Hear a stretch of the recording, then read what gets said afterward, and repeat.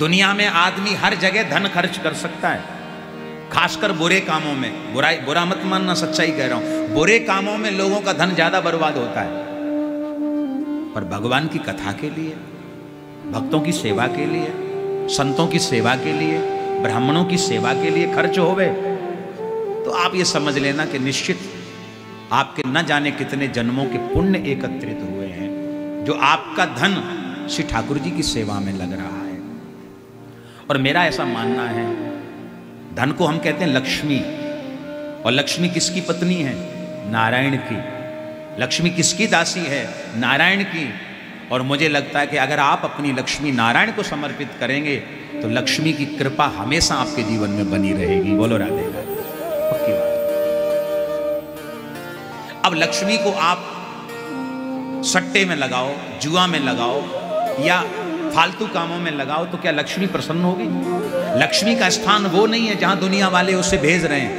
लक्ष्मी का स्थान ये है जहां ये धन कथा में लगाया जा रहा है, सेवा में लगाया जा रहा है। ये लक्ष्मी का उचित स्थान है।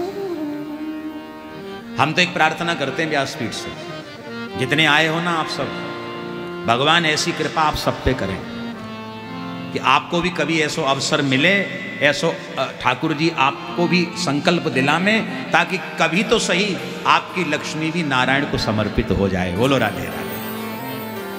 हम तो यही प्रार्थना करके चलेंगे। तो नियम यही है कि अच्छे स्थान पर कथा हो। दूसरी बात, अब यहां एक बात आती है कि कथा किससे सुननी चाहिए। तो स्पष्ट लिखा है श्रीमद् भागवत में, विरक्तो वैष्णवो विप्रो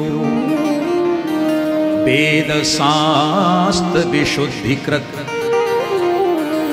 दृष्टांत कुशलो धीरो भक्ता कार्योति निस्त्रः।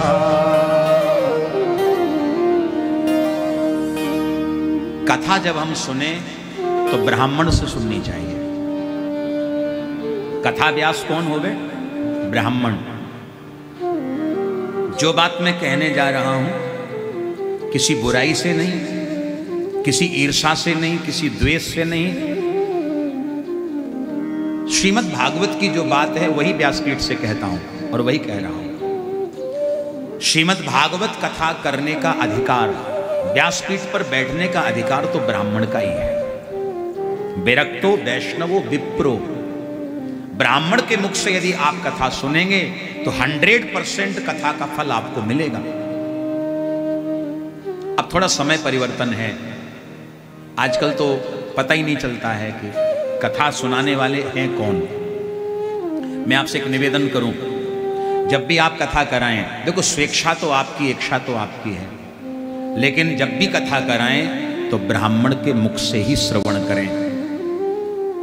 दूसरी बात, आज का समय तो ऐसा भी है, आजकल तो कई हमारी दीदियां हो गई, दीदी समझते दीदी, हाँ, कई दीदी ऐसी हैं जो खूब कथा कह रही हैं, गा रही हैं, खूब अच्छी बात है। देखो कथा गाना बुरा नहीं है, सत्संग सुनाना बुरा नहीं है, नाम गाना बुरा नहीं है, लेकिन संकल्प लेकर के व्यासपीठ पर बैठ कर के माताओं को कथा कहने का अधिकार नहीं है। बोलो राधे राधे। क्षमा करना, सच्चाई है। महीने में हर माता बहन जानती है, हर व्यक्ति जानता है कि अशुद्ध अवस्था के दिन भी आते हैं, और अशुद्ध अवस्था के दिनों में भी हमने देखा कई दीदी ऐसी जिनकी रेगुलर कंटिन्यू कथाएं रहती हैं, एक डेट को खत्म, दूसरी को चालू, दूसरी को खत्म, तीसरी चालू, आखिर वो 3, 4, 5 दिन जो होते हैं उसमें व्यासपीठ पे बैठ कर के कथा सुना रही हैं। आपको क्या लगता है कि आपको फल मिलने वाला है? विचार करिए, आपको फल मिलेगा? कदापि संभव नहीं है। मैं निवेदन करूं, अब कोई ये कहे कि नहीं महाराज हम तो शुद्ध अवस्था में कथा कह रही हैं, वो उनका कहना ठीक है, आप सुनिए। माता बहनों को सत्संग सुनाने का अधिकार है, भजन गाने का अधिकार है, कीर्तन सुनाने का अधिकार है, लेकिन प्रॉपर व्यासपीठ पर बैठ के संकल्प लेकर के यजमान को कथा सुनाने का अधिकार नहीं है। बोलो राधे राधे। तो कथा का जो वक्ता हो वो कौन होना चाहिए?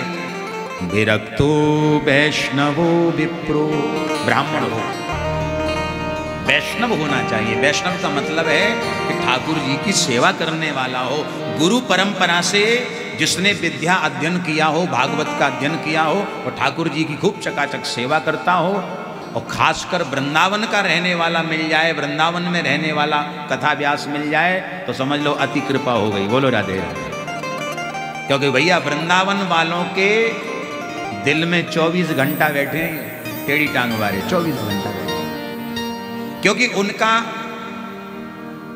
उनकी सुबह, उनकी दोपहर, उनकी शाम, उनकी रात्रि इनके ही साथ होती है। उठेंगे तो गोविंद को नाम, सोएंगे तो नाम, घूमेंगे तो नाम, जहां जाएंगे वहां नाम। तो फिर सोच लो आप कितनी कृपा है। तो इस प्रकार जितने भी कथा के मध्य उत्सव आवे, खूब धूमधाम से उन उत्सवों को मनाइए, खूब आनंद लीजिए।